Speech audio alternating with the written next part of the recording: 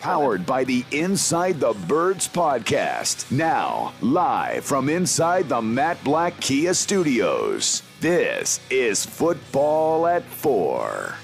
Football at 4, powered by the Inside the Birds podcast. Josh Hennig filling in for Mike Gill. Here on a Wednesday edition on 97.3 ESPN. Mike over there at the ShopRite LPGA Pro-Am. But as usual, joining us every Wednesday, he is reliable. He is Geoff Mosher from the Inside the Birds podcast, joining us here as they broke down the film on the pod this morning. So we'll get into all of that with Geoff right now here on the Sports Bash on 97.3 ESPN. Geoff, good to see you. How you doing? Good to see you too. Nice to talk to you as always, Josh. By the way, if anyone hasn't said it, one of my favorite things is your new background setup. I think it's a very clean look. It's good for the branding, you know? Well, it's good for the branding, but it's also good for the fact that, you know, it's kind of got that color scheme where it's not like harsh on the eyes. Like, one of the things I hate about some of these YouTube people is that their backgrounds, like, you're trying to watch them, but their background's got so much going on. You're like, I'm getting dizzy over here. Yeah, no, I hear you. I'm not a big fan of the virtual screens either, where it looks like you're kind of like coming out of some vapors or something behind you because it's wavy. So I like this. This is good. No, it is definitely good. Geoff, I mentioned that this morning on the pod, you guys were starting to break down the film from all your sources. And, you know, after listening to Sirianni today, I have some concerns, man, because when I pair between what you guys said this morning on the podcast, talking about the problems that you guys saw from the play calling to what the quarterback did, and then Sirianni today saying stuff like, well, you know, we count the RPO as a run play, even if we don't run the ball. And I'm just like, you know, when he says stuff like that, it makes me concerned. How do you translate that stuff? Well, some of it is, and I give Nick credit for this. I mean, he probably explains things a little bit more than your average head coach, right? And I think what he was trying to get at, because he was specifically asked the question, by the way, it's not like he tried to come up with an excuse, but what he was trying to say, sort of in his defense, I guess, is that he didn't enter the game with the plan to just run the ball 3 times. And there were runs built into the offense more than just 3 times, even though they were losing. I think he's trying to convey the fact that this offense has some optionality to it. And there are things that they see and that they're reading in a defense that, you know, is a planned run, but it's really an RPO, a run pass option. So if the defense does something different than they expect, or if the numbers invite the run, or if the numbers are against the run, they're going to throw the ball. So I do agree, though, there was some mixed messaging when you just sit there and say, look, we've got to run the ball more. We've got to have balance. But then you start to talk about certain RPOs being considered runs. It didn't inspire a whole lot of confidence, I think, for the public to think that this couldn't happen again, theoretically. If it does happen again, if the offense... That's where I think we all have to use our own, sorry to interrupt you, our own judgment and our own brains and say, do we really think Nick Sirianni is just going to coach the exact same way going forward all the time? I highly doubt that. I'm sure he and Jalen Hurts are going to talk about times where it's important to keep an honest run game going, even if you feel like the opportunity there is to pass, or that's really just on Nick Sirianni to take his RPO playbook and maybe whittle it down a little bit to not give Jalen Hurts so many options to change the play. Okay, so let me change my question then, because I like what you just said there. It was very interesting, because you mentioned that how Sirianni and Hurts. So how do we divvy up the responsibility? Because the way Sirianni made it sound was, you know, well, Hurts can judge the play, but Hurts, he never answered the question fully as Hurts changing the plays at the line of scrimmage, which infers to me that Hurts isn't like, you know, going rogue like Aaron Rodgers used to with Mike McCarthy, right? So yeah, how much do we place on the play caller and how much do we place on the quarterback, considering the quarterback has only started 7 games in the NFL, but the play caller has only had 3 games as a head coach / play caller? Well, it's sort of like asking if me and Mike Gill were to burn your house down, Josh, and Mike throws the gasoline on the house and I light the match. Is one of us more culpable than the other? You know, I mean, I don't want to kill Nick Sirianni because I think too much. Although, I mean, listen, he did a terrible job. But what I'm saying is philosophically, when you went into the year, what did most people say about the offense and Jalen Hurts is that he did so well as an RPO quarterback at Oklahoma that it would only make sense to build a heavy RPO offense around him this year, and that would be the best situation for him. So I can't crush Nick Sirianni for wanting to run a lot of RPOs, even though he didn't do that a lot in Indianapolis, because he's adjusting to the personnel that he has. Obviously, when you're in the game, you're going to have to make adjustments when things aren't going well. So that's on him.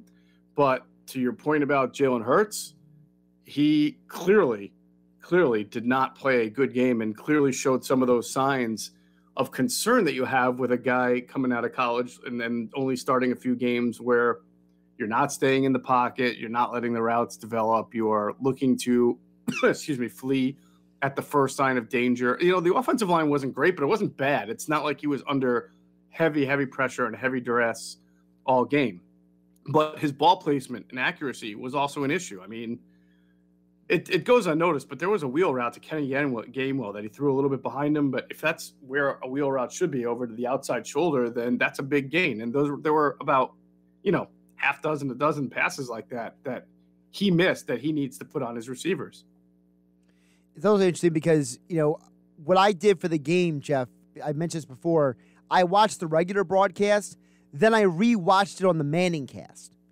And on the Manning cast, they both brought up some of the things that was mentioned on You Guys with the Pod, which was Hurts' footwork was off at times. He missed some throws. But they also mentioned, for example, the touchdown throw to Greg Ward. They thought that was an amazing throw, an amazing play by him. They also mentioned on the interception on the throw to Rager that Rager failed to fight for the ball on the interception. And Peyton was freaking out about how Rager failed his quarterback. So it's like, there's a part of me that wonders, like, for the people out there who are screaming, because we all seen them online, right? Hurts doesn't have the it factor. Hurts stinks. I actually heard someone literally told me yesterday, Geoff, they should have never traded Carson Wentz, right? Like, that's where people are right now with Hurts. And there's a part of me that's saying, guys, do we not forget that Peyton Manning led the league in interceptions as a rookie? Like, can we at least see if Hurts is bad for 2 straight weeks before we try to sell him down the river? I find it interesting that some people who were so strong in their convictions 3 weeks ago or 4 weeks ago that the Eagles were going to be a much better team than people said, that they were going to challenge to win the division, and were strong in those convictions, are now equally strong in their convictions on the opposite end. Now they think the Eagles stink. Now they think Jalen Hurts stinks. And I would say, well, why didn't you learn from your lesson from 3 weeks ago about being so strong in your convictions on one way? You're just the same way now, just on the other side of the argument. I wrote a column today on Inside the Birds, Josh, where I kind of, InsideTheBirds.com, where I reflected a little bit on Chip Kelly's first season. I know nobody wants to talk about Chip Kelly, but do you remember how much of a genius he was after that first game? That's what people still talk about in Chip Kelly's first year, that first game against Washington, to the point where people kind of forget that he lost his next 3 games and was outscored by about 50 points, including a 55-20 loss to the Broncos. I saw it in person. It was ugly. They were 1-3, and everybody thought Chip Kelly was a terrible coach who had no scheme and had nothing, and was going to be a failure. So they won the division that year, right? They went 10-6, so they rebounded. And on the flip side, in 2016, Doug Peterson, as you remember, goes 3-0. I mean, they start off the season with wins over the Browns, the Bears, and then they kill the Steelers 34-3. And what do I remember about the conversation in the city that year? Oh, my God, we have to recalibrate. This team is so much better than we think. They're going to win the division. They're going to go far in the playoffs. Carson Wentz is going to be great. What do? They lose week 4 to Detroit, and then they go through a 5-game losing streak in the middle of the year, and they have to fight and claw just to get a 7-win season. So my point of that, and piggybacking off what you said about Jalen Hurts, is that trying to judge a team or a player by its or his highest point or lowest point in September is just flat out dumb. I'm not saying the Eagles are going to be a lot better than they looked on Monday. They could be. They could also be worse. I don't know. That's the point, is that this is supposed to be a transition year where you wait and see what the team is. If you were in the camp that you thought the Eagles were going to win 11 or 12 games, that's on you. Not you, Josh, but I'm saying, like, there was nothing about the Eagles offseason coming off the tumult of last year that said that this team was going to be really, really good and not have growing pains. So now they're having growing pains, and that's to be expected. And if you didn't expect that, to me, that's on you, the fan or the media member or wherever, instead of having a realistic approach to this thing. Geoff Mosher, Football at 4, powered by the Inside the Birds podcast, at Geoff Mosher NFL on Twitter. The latest edition of the Inside the Birds podcast dropped this morning. Tomorrow will be Q&A, and then Friday, Jeff and Adam will preview Sunday's game. And, of course, check out InsideTheBirds.com for, as Jeff mentioned, his latest he wrote over there on the website. Jeff, I want to flip to the other thing that Sirianni said to the media today that was very eye-opening to me, because I wrote earlier this week, I said there were 3 people to blame for the Eagles game yesterday. I said it was Sirianni, Gannon, and Lurie. Those were my big 3. And then today, when Sirianni was asked by the media, prompted, as you mentioned earlier, he's being prompted with these questions about Jeffrey Lurie, he's like, oh, we talked throughout the week. He's at practice almost every day. That was a little eye-opening, because now there's a part of me that wonders if what is going on the field, how much that is being influenced by the owner who, remember, emotional intelligence. I want to be 5 years ahead of being 5 years ahead. I want offensive innovation. You know, how much are we maybe concerned that maybe Jeffrey Lurie now is even more involved than we even thought before in this young coach's working situation? Well, nothing over the last 3 weeks or what Nick Sirianni said today has concerned me any more than I may have been concerned in the offseason of the many things that Adam and Kaplan and I were reporting about Jeffrey Lurie's influence on this team. I don't think anything's changed, because I've seen Jeffrey Lurie at practice not only this year but several times, and I've been covering the team for a while. I mean, it's not uncommon to see Jeffrey Lurie on the sidelines at practice. So that's not a change or a deviation in what he's done. It's not something because Nick Sirianni is now coaching and he gets the chance to be like, the Mr. Burns puppet there. It's just who Jeffrey Lurie is, and he's got a heavy hand in what goes on with the team. So that part of it is normal. The bigger picture part is, yes, that he does have that kind of an involvement with this team. And I think we've detailed on Inside the Birds before what that has meant for this team's daily operations, its draft picks, its culture inside the building, and some people will tell you that it's not, there are many people who tell you he's a great owner and because he does X, Y, and Z. It's kind of like the Howie thing. People will tell you Howie's a great GM because he's does X, Y, and Z really well. And then they'll tell you the same thing with Jeffrey, that, yeah, maybe he's got some flaws. Maybe he's a little heavy-handed here, or maybe, he's going down a road that he shouldn't have gone, that he wouldn't have done 10 years ago. But this is the reality of the situation and the Eagles, and it's stuff that Adam and I have detailed pretty routinely on Inside the Birds. And unfortunately for everybody else, there's no changing that. He's the owner. The owner doesn't fire the owner. No, he doesn't. But someone asked the question earlier, and I'll portray it to you. And I don't think we actually have an answer to this question, but I figured I'd ask you.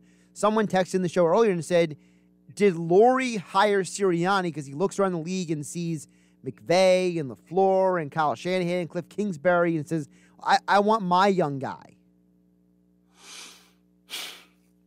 It's a great question. Jeffrey hasn't spoken a whole lot at length since hiring Nick Sirianni. I do believe Jeffrey prides himself on trying to find that diamond in the rough, that Andy Reid that he was able to mine from when nobody thought about anything about Andy. He went the bigger name route with Chip Kelly and it didn't work. Not that has dissuaded him from the process. I think if Lincoln Riley were interested in taking the Eagles job, he'd be the head coach by now. But that didn't work out in the offseason.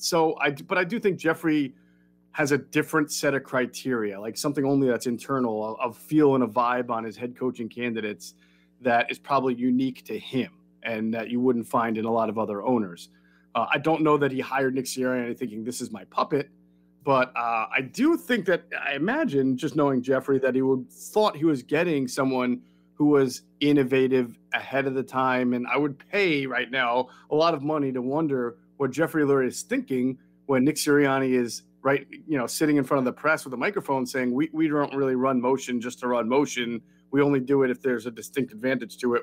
While, you got 60% of the league now doing motion literally just for the sake of throwing some eye candy at the defense. And the data is showing that it actually works when you do that.